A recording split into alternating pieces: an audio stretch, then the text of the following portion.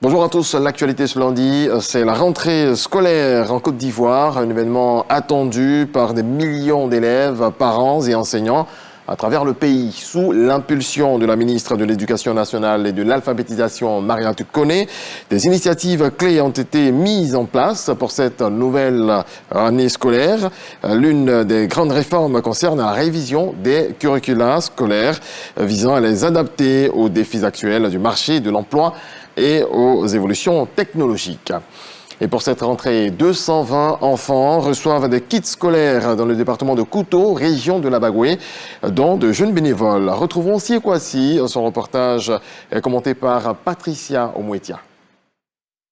Pour cette première édition, les groupes scolaires Sourou Koné et Saliou Touré ont été retenus par ces 40 bénévoles pour faire parler leur cœur.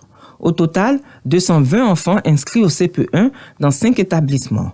Une seule ambition, soutenir efficacement la scolarisation obligatoire prônée par le président de la République avec pour principal objectif la lutte contre le phénomène des enfants bouviers dans le département de Kouto. Ce geste a pour but d'assister les familles afin que nos enfants puissent aller à l'école dans les meilleures conditions possibles. Pour la rentrée scolaire 2024-2025, les bénévoles pour Kolia promettent faire don de 433 kits scolaires, c'est-à-dire toutes les classes de CP1 de Kolia. Le don de soi des bénévoles de Kolia est fortement apprécié par les acteurs du secteur éducation. Nous remercions toute la population de Kolia pour l'effort qu'ils fournissent toujours pour l'éducation nationale. Vraiment, c'est ensemble qu'on va bien bâtir l'école.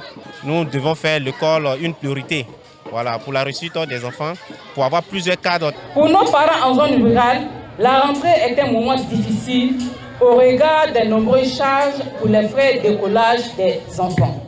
Je voudrais, au nom des parents soulagés, vous dire merci infiniment, car à travers ce geste, les enfants du CP1 de Kolia pourront effectivement commencer les cours. Cette première édition de distribution de kits scolaires a été couronnée par la remise de bourses d'études aux 4 meilleurs élèves admis à l'entrée en 6e à Kolia. Le même objectif, susciter une saine émulation entre tous les élèves dans le département de Kouto. En bref, en image, le mois d'août a enregistré un faible niveau d'ensoleillement. Ce début septembre ne fait pas mieux, avec un temps régulièrement maussade. Vent frais, brouillard et petites pluies caractérisent les journées, ce qui peut entraîner des maladies si l'on ne prend pas ses précautions.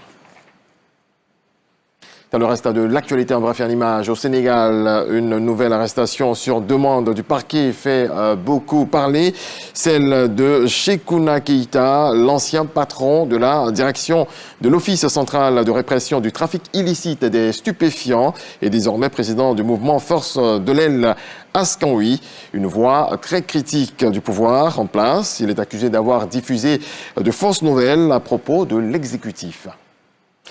Le président sortant, Abdelmadjid Tebboune, a été réélu pour un second mandat ce dimanche 8 septembre, suite à une élection qui a été marquée par une faible participation en Algérie, portant en hausse par rapport à 2019. Selon le décompte officiel, l'opposition dénonce des violations du déroulé du scrutin avec des pressions sur certains responsables de bureaux de vote pour gonfler les résultats, notamment le taux de participation. Et avec une dernière fête aux sonorités électro au Stade de France à Saint-Denis, au nord de la capitale, Paris referme définitivement ses premiers Jeux paralympiques ce dimanche 8 septembre 2024. Ces Jeux sont les plus beaux de l'histoire selon ses organisateurs qui espèrent laisser un héritage au sujet du regard et de la prise en considération du handicap. Nous reviendrons à 13h, Dieu voulant.